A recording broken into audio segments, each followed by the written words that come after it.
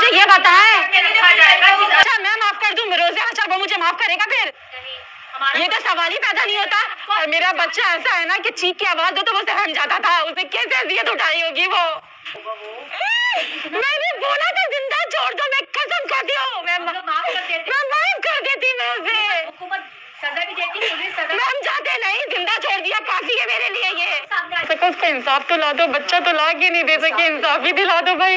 दूसरे बच्चे तो महफूज रहे, हमारे आपके हम सबके बच्चे तो बाकी महफूज रह सके ना। मैं बस यही, क्योंकि हर एक छोटी छोटी चीज़ों पे सारिम याद आता है। सारिम जो है वो मेरा बहुत अच्छा होनहार बच्चा था, ठीक है, बड़ा वाला भी है, लेकिन वो ज़्यादा समझ थी उसके अंदर उसको अगर वो हर एक चीज़ पे कॉम्प्रोमाइज़ करता था।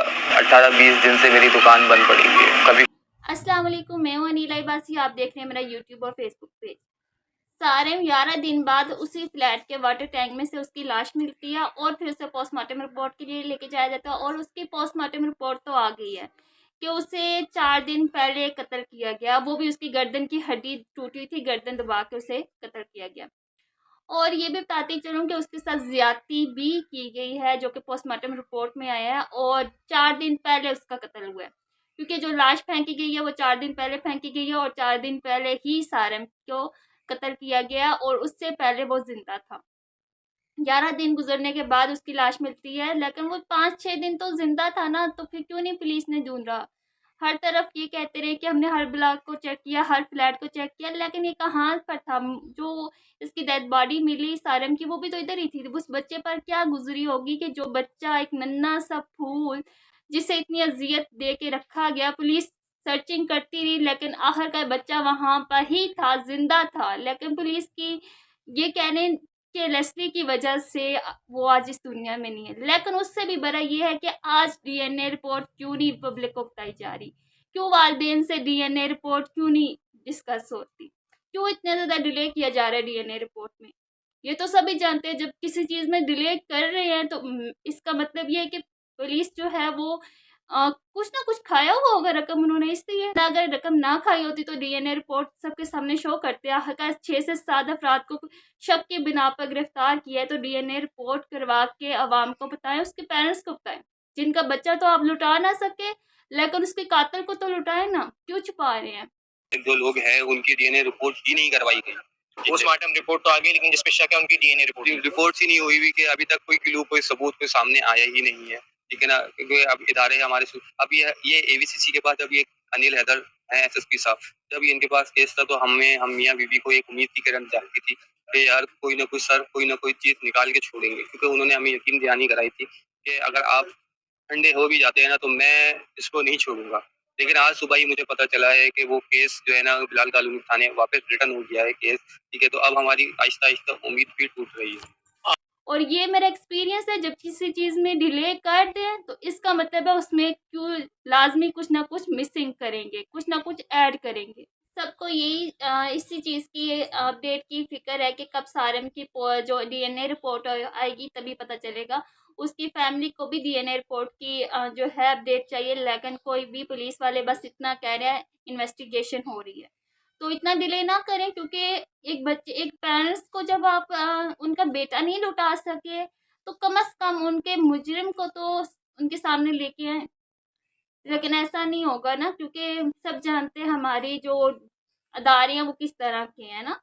तो डिले हो जाना डीएनए रिपोर्ट में ये बहुत बड़ा एक सवालिया निशान है।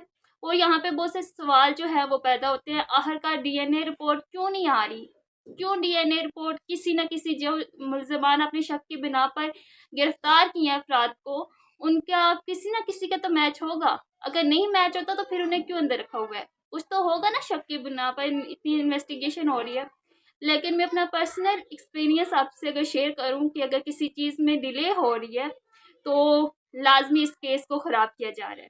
क्योंकि जब मेरी मेडिकल रिपोर्ट डिले हुई थी और जब वो आई थी उसमें बहुत ज़्यादा चीज़ें मिसिंग थी, और इसलिए मैं कह रही हूँ आप सब एक्शन लें कि डीएनए रिपोर्ट क्यों नहीं अभी तक आई और कब तक आएगी। ये मैं कह रही हूँ कि जो कराची की पब्लिक है, खुदारा निकले सड़कों पर और प्रोटेस्ट करें सारम के लिए ना करें, अपने बच्चों के लिए करें। आज सारम है, कल को किसी और का बच्चा भी हो सकता है।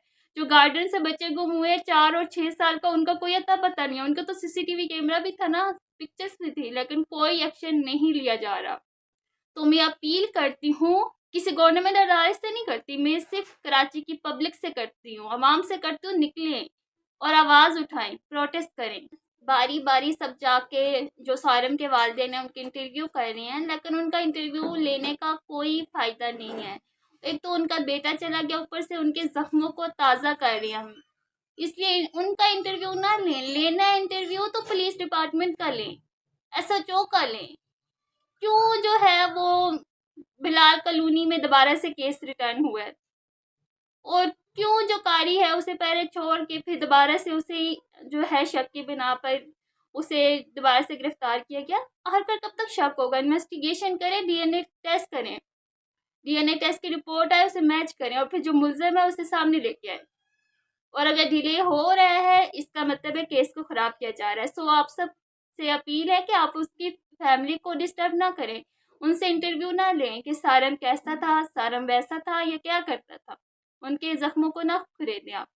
अगर करना है सब आवाज़ उठाएं, प्रेशर डालना है तो पुलिस पर डालें, जो डिपार्टमेंट है गवर्नमेंट है उस पर डालें, ना कि उसकी फैमिली पर। तो सब निकलें और एक आवाज़ हो के, जब तक हम लोग एक आवाज़ नहीं उठाएंगे उस टाइम तक किसी को नहीं मिलेगा इंसाफ, चाहे वो कराची हो, लाहौर हो, एबटाबाद हो, इस्लामाबाद हो, किसी को नहीं मिलेगा जब तक हम लोग एक नहीं होते। एक होके निकलें और सारन के लिए आवाज़ उठाएं, जो 2 बच्चे 4 और 6 साल के गुम हुए उनके लिए आवाज़ उठाएं, प्रेशर डालें गवर्नमेंट पर, तब वो सुनेंगी, अदरवाइज नहीं सुनेंगी। और अगर इसलिए आप लोग बैठे रहे कि आज उनका बच्चा है तो कल आपका भी हो सकता है, अल्लाह ना करे, क्योंकि जब खुलेआम इसी तरह की वारदातें होती रहेंगी, कोई पूछने वाला नहीं है, दैन इसी तरह की वारदातें होती रहेंगी। आज वीडियो बनाने का सिर्फ एक ही मकसद था, क्योंकि हम सब वेट कर रहे हैं DNA रिपोर्ट आने की, उसके बाद ही पता चलेगा। लेकिन DNA रिपोर्ट में इतनी जो है डिले होना, ये सबको चाहिए हम सब निकलें। तो मेरी वीडियो बनाने का सिर्फ एक ही मकसद है कि हाँ, आप सबसे अपील करती हूँ कि आप सब निकलें और निकल के अपनी अपनी गलियों में प्रोटेस्ट करें कि हमें चाहिए, अपने अपने सिटीज़ में निकलें कि हमें चाहिए DNA रिपोर्ट। इतना डिले ना करें, हमें मुल्ज़िम तक लेके जाएं, वरना कहते हैं ना, एक इंसान आवाज़ उठाता है उसकी कोई वो नहीं होती। जब सब एक आवाज़ होके बोलेंगे तब किसी कोई सुनेगा। और खुदारा एक हो जाएं। इस मुल्क को अगर बचाना है तो आपने एक होना है, सियासी पार्टियों को सपोर्ट करने के लिए नहीं, अपने राइट्स के लिए निकले। मैं फिर से कहती हूँ, किसी सियासी पार्टीज की बात हो, हमें डरना हो, हम सब निकलते हैं, लेकिन किसी गरीब के लिए हम नहीं निकलते।